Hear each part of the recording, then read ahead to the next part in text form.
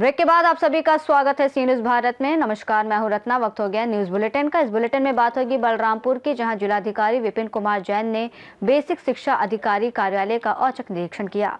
साथ ही बात होगी सिद्धार्थनगर की, जहां सांसद खेल महोत्सव के तीसरे दिन जिला स्पोर्ट्स स्टेडियम में बतौर मुख्य अतिथि डीआईजी संजीव त्यागी ने शिरकत की। ऐसी तमाम खबरों पर विस्तार से चर्चा करेंगे बुलेटिन में। बलरामपुर से खबर है, जहां जिलाधिकारी विपिन कुमार जैन ने बेसिक शिक्षा अधिकारी कार्यालय का औचक निरीक्षण कर कार्यालयीन कार्यप्रणाली, फाइलों की क्रमबद्ध संख्या, अभिलेख, संधारण और व्यवस्थाओं की पारदर्शिता का आकलन किया।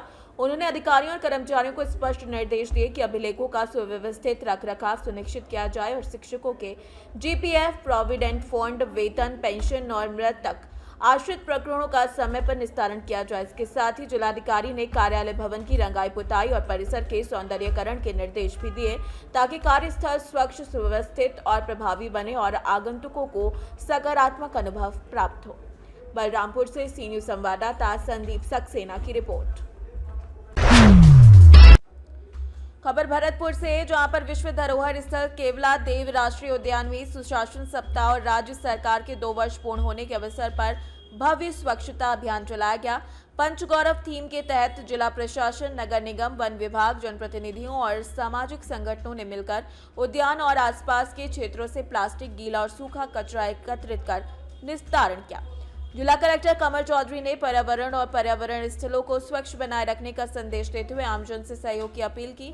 तकरीबन 1 घंटे चले अभियान में 100 नगर निगम कर्मियों और नागरिकों ने हाथों में झाड़ू और तगारी लेकर श्रमदान किया और केवला देव को प्लास्टिक फ्री रखने का संकल्प लिया। तो राज्य सरकार के निर्देश थे 2 साल पूरे होने के उपलक्ष्य के बीच पर्यटन दिवस के ऊपर जो पंचगौरव जिले का है, जो केलादेव नेशनल पार्क है, वहाँ पे साफ सफाई अभियान का रखा था। जितना भी बाहर हाईवे के ऊपर प्लास्टिक और ये कचरा जो फैला हुआ था उसको उठाने का प्रयास किया है और एक मैसेज देने का प्रयास किया है कि जितने भी टूरिस्ट आए, यहाँ के लोकल्स आए, वो प्लास्टिक ना फैलाएं और अपने शहर को साफ रखें। प्लास्टिक आँख को भी चुभता है, पर्यावरण को भी चुभता है और एक संदेश भी हमारी तरफ से कि प्लास्टिक का कम से कम इस्तेमाल करें, यथासंभव ना करें और खुले में फेंके नहीं, ऐसी जगह फेंकें जहां से नगर निगम या कोई भी एजेंसी उसको बीन सके, उठा सके इजीली और अपने शहर को साफ रखें। भरतपुर से सी न्यूज संवाददाता देवेंद्र की रिपोर्ट। गुजरात से खबर है, जो आणंद के पधारिया इलाके में सेंट सिरिल स्कूल में धूमधाम के साथ क्रिसमस मनाया गया, जिसमें बच्चों ने पूरे जोश और उत्साह के साथ हिस्सा लिया। कार्यक्रम की शुरुआत प्रार्थना और वेलकम सॉन्ग से की गई। बच्चों की शानदार परफॉर्मेंस ने सभी का मन मोह लिया। स्कूल कैंपस को रंग बिरंगी लाइटों, गुब्बारों और क्रिसमस ट्री से सजाया गया। सेंटा क्लॉज बने बच्चों ने डांस और क्रिसमस सॉन्ग प्रस्तुत किए, जबकि छोटे स्कूली बच्चों ने सफेद और लाल कपड़े पहनकर त्योहार की भावना को जीवंत किया। मुख्य आकर्षण स्टूडेंट्स और किए गए डांस को नाटक थे, बता दें कि जिसमें प्रभु यीशु मसीहा के जीवन और संदेश को दर्शाया गया। अंत में सेंटा क्लॉज ने बच्चों को तोहफे बांटे और सभी को प्यार, शांति और भाईचारे का संदेश दिया। आणंद से सी न्यूज संवाददाता ताहिर मेमन की रिपोर्ट। सिद्धार्थनगर से खबर है, जो जिले में 4 दिवसीय सांसद खेल महोत्सव के तीसरे दिन जिला स्पोर्ट्स स्टेडियम में डीआईजी संजीव त्यागी मुख्य अतिथि के रूप में शामिल हुए, जहां सांसद जगदम्बिका पाल ने कड़ाके की ठंड में पहुंचे तकरीबन 16,000 खिलाड़ियों का उत्साहवर्धन किया। डीआईजी ने बच्चों की प्रतिभा और उत्साह की सराहना करते हुए उनके उज्जवल भविष्य की कामना की। सांसद पाल ने बताया कि महोत्सव प्रधानमंत्री नरेंद्र मोदी की पहल पर पूरे भारत में आयोजित किया जाता है, जिसका उद्देश्य ग्रामीण प्रतिभागियों को ऊंचाइयों तक पहुंचाना और उन्हें राष्ट्रीय स्तर पर अवसर देना है। जिले भर के लगभग तकरीबन 1,32,000 बच्चों ने खेलों में भाग लिया, जिसमें से कुछ प्रतिभावान बच्चे जिला मुख्यालय पर आए। महोत्सव का समापन अगले दिन प्रधानमंत्री नरेंद्र मोदी के वर्चुअल संबोधन के बाद किया जाएगा। सांसद खेल महोत्सव का तीसरा दिन है। इतने कड़ाके की ठंड में बच्चों में जिस तरह का उत्साह है, क्या कुछ कहेंगे? ये सांसद खेल महोत्सव भारत के प्रधानमंत्री श्री नरेंद्र मोदी जी की पहल पे देश के सभी सांसदों के द्वारा आयोजित किया जा रहा है।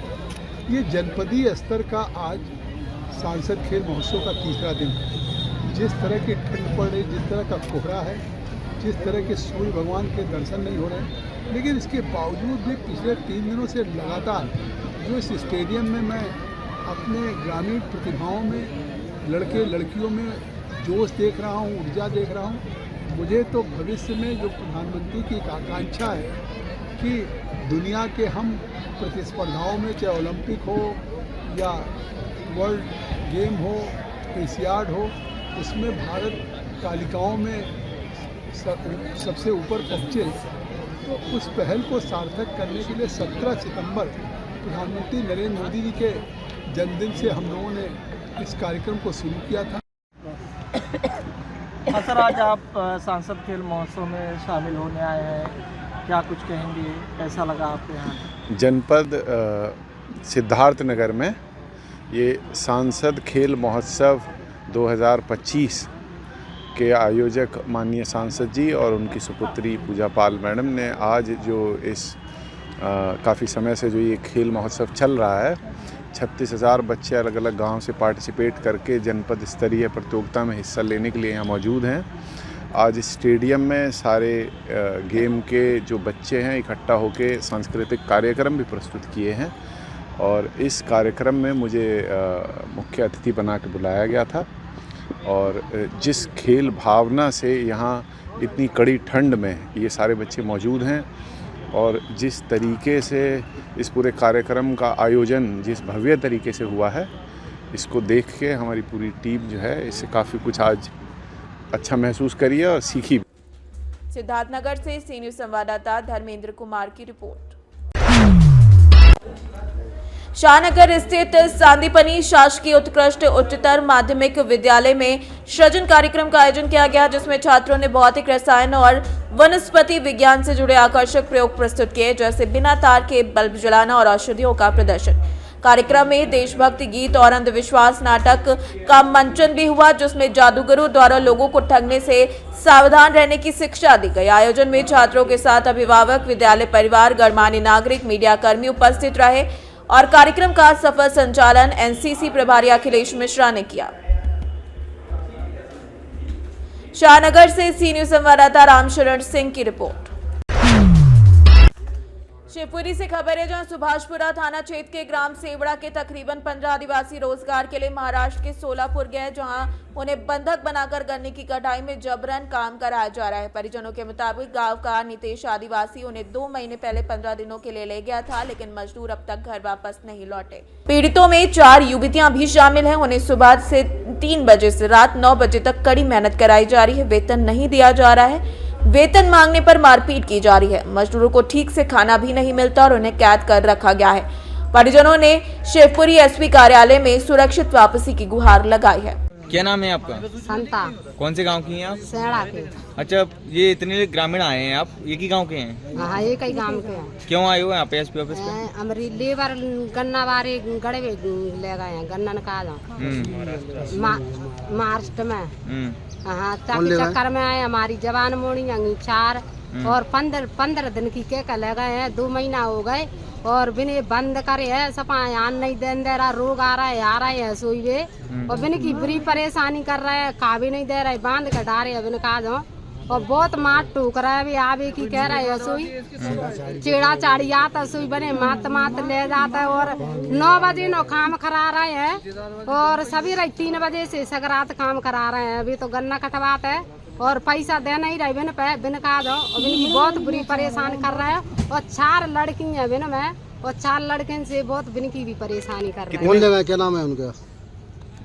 नीतेश लेके गया। क्या नाम है आपका? अशोक। पूरा नाम क्या है? अशोक आदिवासी। कौन से गांव के हैं आप? सेवड़ा के। अच्छा, एसपी ऑफिस क्यों आए हो? एसपी ऑफिस शिकायत करने आए। क्या हो गया? हमारे मजदूर हैं, मजदूरी करे, मतलब महाराष्ट्र के लोग आए थे, काम करने गए, फंसे हुए। कितने लोग हैं आपके? 15-16 लोग हैं, छोटे बड़े। अच्छा, कौन लेके गया था? उन्हें नीतेश। कौन है नीतेश? आदिवासी। आप ही के गांव का? आप ही हमारे गांव का। क्या ले गया था? तो 15 दिन में मतलब तुम्हारा हिसाब करके और तुम वापसी आ जाना। और 15 दिन बीत चुके और 2 महीना हो चुके उनने, और वो आने नहीं दे रहा बिल्कुल, और बंदी बना के रखा है। और वे घर की आने की कहते हैं, उनकी मार टोक करता है और बिल्कुल। शिवपुरी से सी न्यूज़ संवाददाता ऋषि गोस्वामी की रिपोर्ट।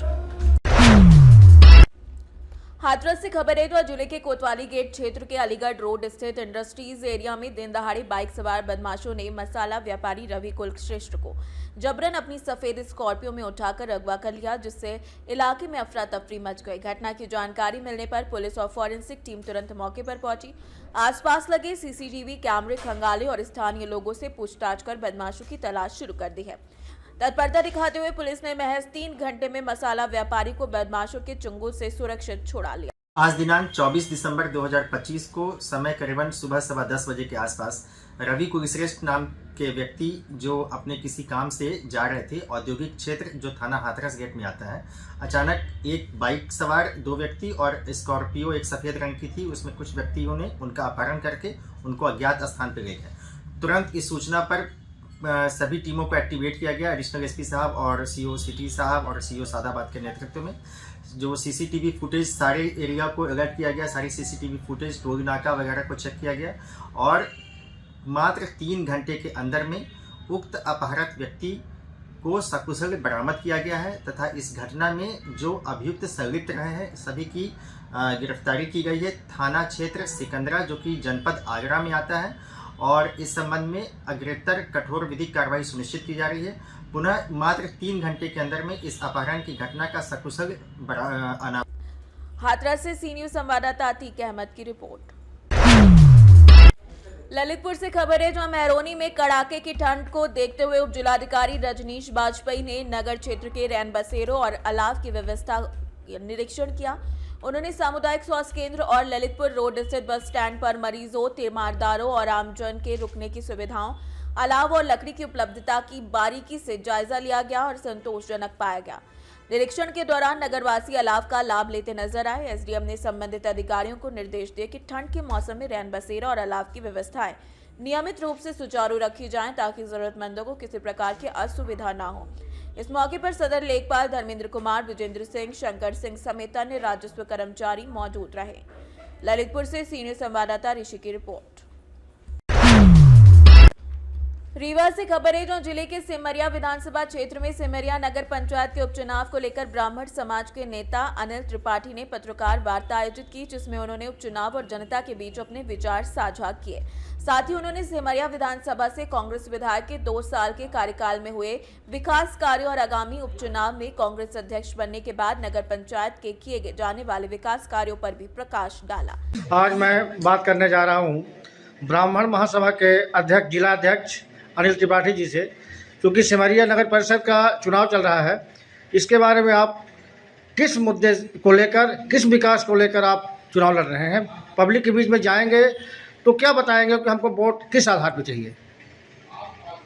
मैं सबसे पहले आपके चैनल का धन्यवाद करता हूं और मेरा हम लोगों का मेन मुद्दा है कि मतलब राजा रंगी की लड़ाई है, उसमें हमारी प्रत्याशी श्री पद्मा रोहिणी कुशवाहा जी हैं जिन्होंने हमने अपने कांग्रेस प्रत्याशी के रूप में नगर अध्यक्ष पद के लिए सिमरिया से उतारा है। और हमारा जो लड़ाई है एक राजा और एक गरीब की लड़ाई है और हमारी प्रत्याशी कांग्रेस की पद्मा रोहिणी कुशवाहा जी हैं। हमारे बगल में अभी पंकज भाई बैठे हैं जो हमारे कांग्रेस के कार्यकर्ता हैं।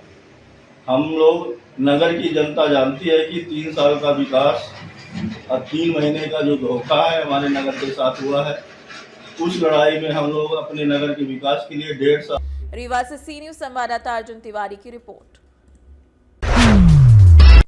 भरतपुर में महाराजा सूरजमल स्मृति समारोह का 2 दिवसीय भव्य आगाज केवला देव पक्षी उद्यान के मुख्य द्वार पर लोक कलाकारों के रंगारंग नृत्य प्रस्तुतियों के साथ हुआ, जिसे देशी विदेशी पर्यटकों और स्थानीय नागरिकों ने सराहा। कार्यक्रम में किला स्थित गायत्री शक्तिपीठ में पवित्र यज्ञ आयोजित किया गया, जिसमें जिला कलेक्टर कमल चौधरी, अधिकारियों और नागरिकों ने आहुतियां देकर देश प्रदेश में शांति और समृद्धि की कामना की। समारोह के अंतर्गत राजकीय संग्रहालय में राधा कृष्ण और महापुरुष वेशभूषा प्रतियोगिता आयोजित हुई। किशोरी महल के पास सेंट आर्ट कलाकार अजय रावत ने बालू रेत पर महाराजा सूरजमल, लोहागढ़ किला और केवला देव अभ्यारण्य का चित्र उकेरा और टाउन हॉल में विभिन्न और टाउन हॉल में विभिन्न प्रतियोगिताओं के परिणाम घोषित किए गए। वैचारिक संगोष्ठी में इतिहासकारों ने महाराजा सूरजमल के शौर्य, बलिदान और स्थापत्य योगदान पर प्रकाश डालते हुए युवाओं को उनके आदर्श अपनाने का संदेश दिया। भरतपुर से सी न्यूज संवाददाता देवेंद्र की रिपोर्ट। खबर भरतपुर से है, जहां भारत के पूर्व प्रधानमंत्री भारत रत्न अटल बिहारी वाजपेयी की जन्म जयंती 25 दिसंबर गुरुवार को भारतीय जनता पार्टी कार्यालय भरतपुर पर मनाई जाएगी, जिसके तहत जन्मदिन की पूर्व संध्या पर भारतीय जनता पार्टी जिला कार्यालय भरतपुर पर जिला अध्यक्ष शिवानी दाइमा के नेतृत्व में भाजपा कार्यकर्ताओं ने अटल बिहारी वाजपेयी की प्रतिमा के समक्ष दीप दान कर अटल बिहारी वाजपेयी अमर रहे के नारे लगाए। दीपदान के अवसर पर जिलाध्यक्ष शिवाजी दाइमा ने कहा कि हम सभी कार्यकर्ताओं को श्रद्धेय अटल बिहारी वाजपेयी के आदर्शों का पालन करना चाहिए। इस अवसर पर जिला संगठन सह प्रभारी चेतन चौधरी, पूर्व सांसद रामस्वरूप कोहली, पूर्व जिला उपाध्यक्ष गिरधारी गुप्ता, जिला उपाध्यक्ष ब्रजेश अग्रवाल समेत कार्यालय प्रभारी उत्तम शर्मा, जिला प्रवक्ता दिनेश लवनिया और कुलदीप पोसवाल समेत कई प्रमुख कार्यकर्ता मौजूद रहे। भरतपुर से सी न्यूज संवाददाता देवेंद्र की रिपोर्ट। देवास से खबर है, जो आबकारी विभाग की संयुक्त टीम ने व्रत खातेगांव क्षेत्र के हरिजन मोहल्ला सिरालिया ग्राम नेवावर के सकलीनर मोहल्ला एवं अन्य स्थानों में अवैध मदिरा निर्माण, विक्रय और परिवहन के खिलाफ बुधवार को दबिश दी, जिसमें 85 लीटर हाथ भट्टी मदिरा और 1900 किलो महुआ लाहन बरामद किया गया। इस कार्यवाही में कुल 12 प्रकरण मध्य प्रदेश आबकारी अधिनियम की धारा के तहत दर्ज किए गए, जिसमें जब्त सामग्री का मूल्य लगभग 2,07,000 रुपए है। कार्यवाही सहायक जिला आबकारी अधिकारी नीलेश पवार और दिनेश भार्गव के नेतृत्व में की गई, जिसमें खातेगांव उप निरीक्षक पूजा गहलोत, आबकारी उप निरीक्षक प्रेम यादव, कैलाश जामौत सहित अन्य लोग शामिल रहे। देवास से सी न्यूज संवाददाता साजिद पठान की रिपोर्ट। दुमका से खबर है, जो शिकारीपाड़ा थाना क्षेत्र में बुधवार की संध्या थाना प्रभारी अमित कुमार लकड़ा और साथ ही साथ अंचलाधिकारी कपिल देव ठाकुर ने गुप्त सूचना के आधार पर सरसंडाल के क्रशर के पीछे डंप किए गए लगभग 2000 CFT अवैध बालू को जब्त किया। जब्त बालू को हाईवा में लादकर शिकारीपाड़ा थाना परिसर ले जाया गया। अंचलाधिकारी कपिल देव ठाकुर ने बताया कि बालू मुख्य सड़क से लगभग 50 मीटर अंदर अवैध रूप से रखी गई थी, जिसकी सूचना मिलने पर पुलिस और प्रशासन के सहयोग से इसे कब्जे में लिया गया। उन्होंने कहा कि मामले के आगे छानबीन जारी है और जल्द ही इसका पूरा उद्भेदन कर दिया जाएगा।